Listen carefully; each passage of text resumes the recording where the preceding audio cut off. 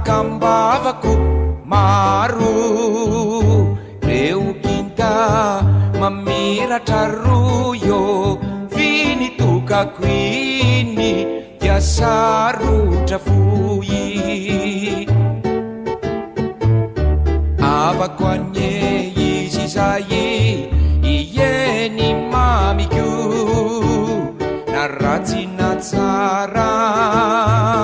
de izy nolaniko omeko ny foko omeko anjakany kasany kosa raha o ravarafany afako anye izy zay izy rery nalavitrazy misakio diavery misary ny mantsy vosikiotranaty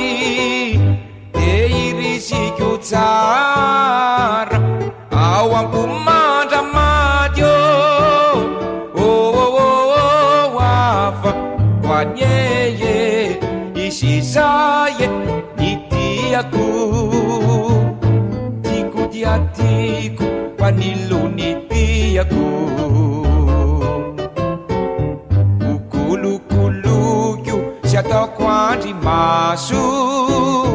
fapereo pisopatra sy pana hoakaso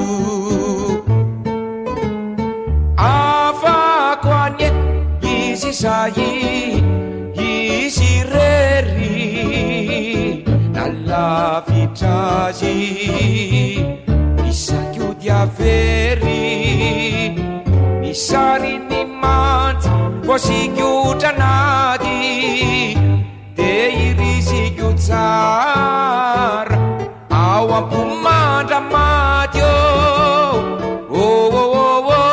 afa koanyeye